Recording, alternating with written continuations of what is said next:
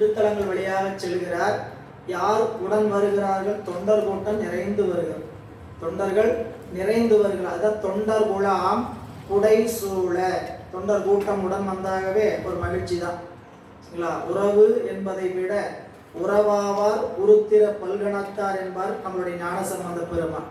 எனவே தொண்டர் குழாம் புடை சூழ்ந்து வர தொழுத கரத்தோடு, உடம்புல வழக்கம் போல நாயனாருடைய உடல் எப்படி இருக்குங்க? நீரு துதைந்த கோலம். எல்லாரும் நீர் பூசி இருப்பாங்க. நம்மளுடைய நாவுக்கரசு பெருமானுடைய உடம்பு எப்படி இருந்ததுங்க? நீரு துதைந்த மேனி. முதல்ல படிக்கும்போது அவர் அறிமுகம் செய்யும் போதே எப்படி சொன்னாருங்க?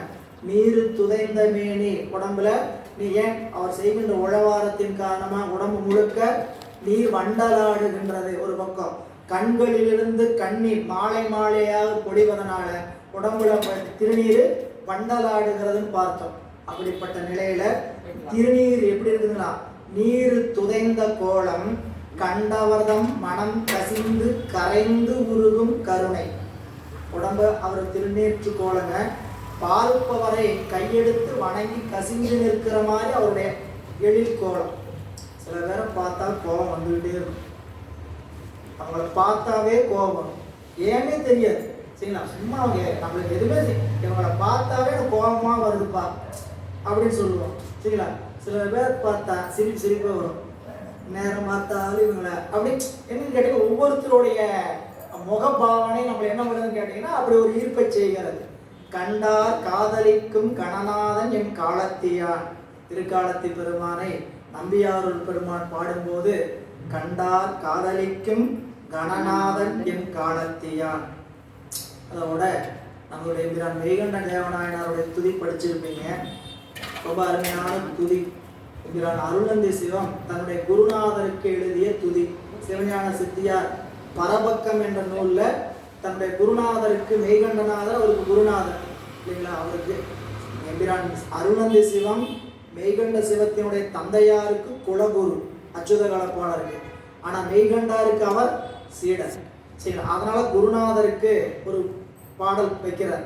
பாடல் பாடும்போது பண்டை மறை வண்டு அரற்ற பசும் தேன் ஞானம் பரிந்து ஒழுக சிவகந்தம் பறந்து நார கண்ட இதய கமல முகைகளெல்லாம் கண் திறப்ப காசினி மேல் வந்த அருட்கதிரோன். இவர் எப்படிப்பட்டவர்? செங்கதிரவன், பூமியில் வந்த செங்கதிரவன். இப்படிப்பட்ட செங்கதிரவனை கண்டா தடாகத்தில் இருக்கக்கூடிய தாமரை மலர் விழிந்து பார்க்கலாம். இங்க எங்களுடைய மெய்கண்ட தேவநாயனாரையா ஞானசூரியன் வந்தார். அந்த ஞானசூரியன் வந்தோன்னு எங்ககிட்ட என்ன நிகழ்ந்துன்னு கேட்டீங்கன்னா, கண்ட இதய கமல முகைகள் எல்லாம் கண் திறக்கும். பார்த்தவருடைய இதய கமலங்கள்லாம் என்னதுங்க? அப்படியே விரிந்து நிற்கிறது. அது மட்டுமல்ல, அதில் சிவஞானமாகிய தேன் பொழிந்தது அப்படின்னு பாட்டை ரொம்ப அருமையாக வைத்திருப்பார்.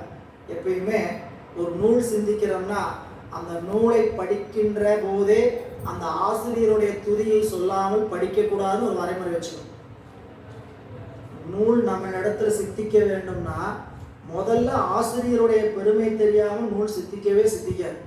மணிவாசக பெருமானை திருவாசகம் படிக்க கையில தொட்டீங்கன்னா மணிவாசகரை நெஞ்சில் நிறுத்தி எழுதரு மறைகள் தேரா இறைவனை எல்லில் கங்குள் பொழுதரு காலத்து என்றும் பூசனை விடாது செய்து தொழுதகை தலைமீது ஏற துளும்பு கண்ணீரில் மூழ்கி அழுது அடியடைந்த அன்பன் அடியவர்க்கு அடிமை செய்வார்.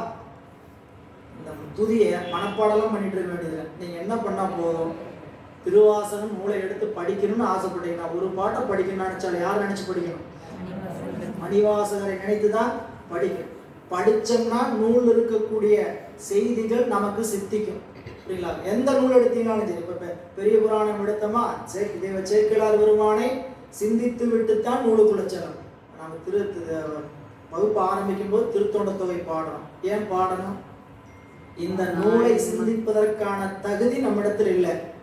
இலக்கண வகையிலையோ, தமிழ் படிச்சிருக்கிற வகையிலையோ, இல்லை நான் மிகுந்த பயங்கரமான பக்திமான்கிற வகையிலையோ, இல்லை நான் சிறந்த சிவனடியாருங்கிற வகையிலையோ எந்த விதத்தில் நமக்கு இந்த நூலை தொடுவதற்கு தகுதி இல்லை. தகுதிப்படுத்துவதற்கு ஒரு வாய்ப்பை நம்மளுடைய ஞானாசிரியர் பெருமனார் சொன்னார். திருத்தொண்டத் தொகை நம்மை தகுதிப்படுத்தும். அதனால நம்ம என்ன பண்றோம், திருத்தொண்டத் தொகையை சொல்லி இந்த புராணத்தை சிந்திக்க தொடங்குறோம்.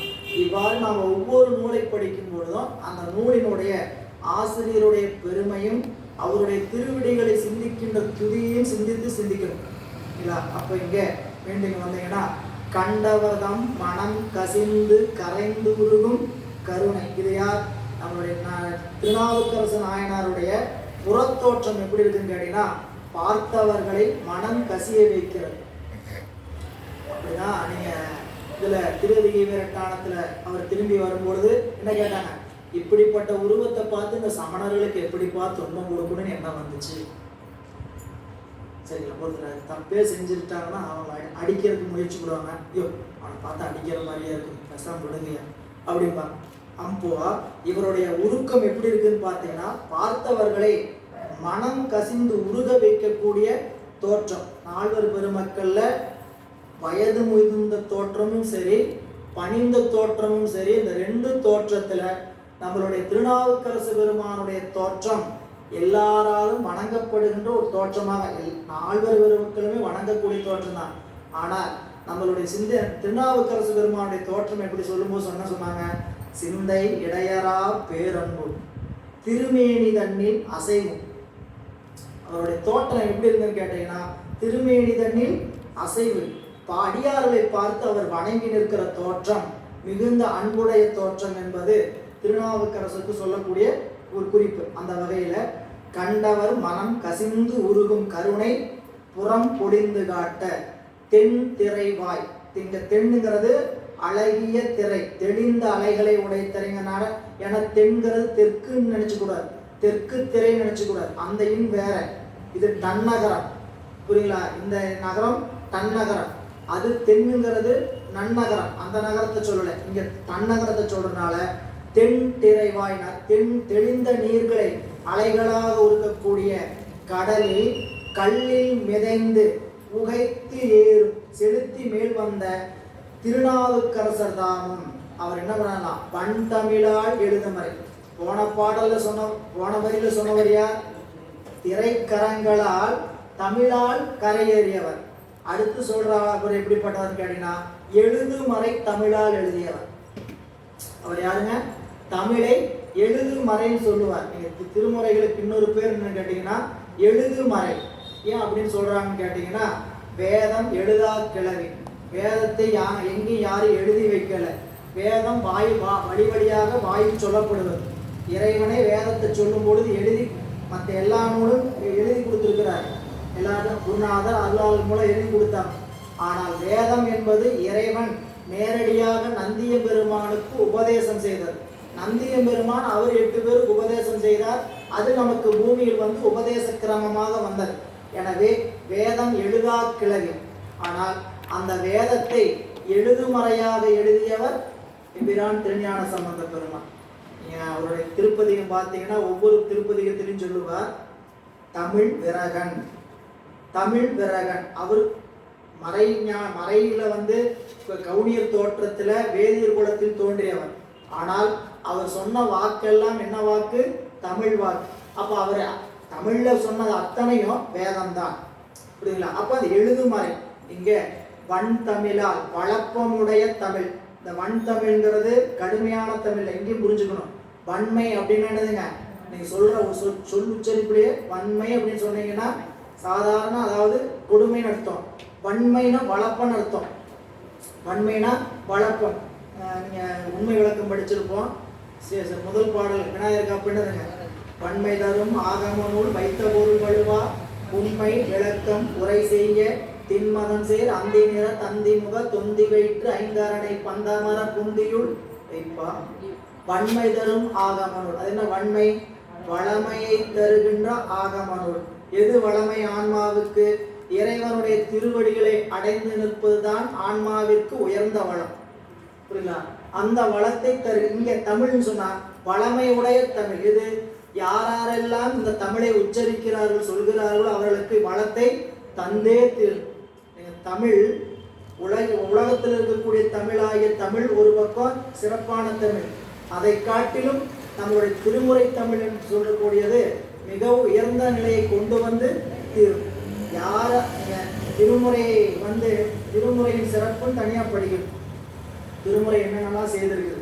நீங்கள் 11ஆம் திருமுறை பாராயணம் பண்ணும்போது பார்த்துருந்தீங்கன்னா தெரியும். கடலில் கல்லை மிதப்பித்தது, கடலில் கல்லை மிதப்பித்தது, எலும்பை பெண் ஆக்கியது, ஆண் பனையை பெண் பனையாக மாற்றியது, புலி சுரம் நீக்கியது. இத்தனை அற்புதங்களும் தமிழ் என்று சொல்லக்கூடிய அருள் தமிழால் நம்முடைய பெருமக்கள் நிறுத்தினார். நம்மளுடைய அவிநாசி திருத்தலத்தில் ஏற்பட்ட அற்புதம், திருமுருகன் பூண்டியில் ஏற்பட்ட அற்புதம் அத்தனையும் தமிழ் திருப்பதியங்களை இறைவனிடத்தை விண்ணப்பம் செய்து பெற்றவர்கள் தான் நம்மளுடைய அருளாளர்கள். எனவே இங்கே நம்மளுடைய பிள்ளையாருடைய குறிப்பை சொல்லும்போது, வன் தமிழால் எழுதுமறை மொழிந்த பிறான் திருப்புகழி மருங்கு சார்ந்தார். அங்கே திருப்புகழி மருங்குன்னு என்னதுங்க? திருப்புகழிங்கிறது சீர்காழியினுடைய 12 பெயர்கள் ஒரு பெயர். ஒவ்வொரு பெயருக்கும் ஒரு காரணம் இருக்குது. இந்த திருப்புகழிங்கிறதுக்கு என்ன காரணம் கேட்டீங்கன்னா, இந்திரன் தஞ்சமடைந்த இடம் திருப்புகழி. சூரபதுமனுக்கு பயந்து சீர்காழியில இந்திரன் யாருக்கும் தெரியாமல் மறைந்திருக்கிறான். அங்கு பூசனை செய்வதற்கு நீர் தேவகங்கையை கொண்டு வரலன்னு சொல்லும் பொழுதுதான் காவிரியை சீர்காழியில் இறைவன் அந்த மூங்கில் காட்டில் வழியாக அனுப்பினார் என்பது சூரபதுமனுடைய வரலாற்றை படிக்கும் போது இந்திரன் அங்கு புகலிடம் அடைந்ததனால் அதுக்கு பேரு புகழி. ஒவ்வொரு பேருக்கும் ஒரு காரணம் இருக்கு. 12 பெயர். ஏன்னா திருத்தலங்கள்ல ஒரு திருத்தலத்துக்கு 12 பேர் இருக்கக்கூடிய திருத்தலம் சீர்காழி தான். அதுவும் மிகுந்த வரலாற்று சிறப்புடையது. நம்ம அந்த சீர்காழி தலத்தை பற்றி சிந்திக்கும் போது பார்க்கலாம். நீண்ட வரை வெள்ளியார் வெஞ்சூலை மடுத்து அருளி நேரே முன்னால் ஆண்ட அரசு எழுந்தருளை கேட்டு அருளி ஆளுடைய பிள்ளையாரும் காண்டகைய பெருவிருப்பின் கைமிக்க திருவுள்ள கருத்தினோ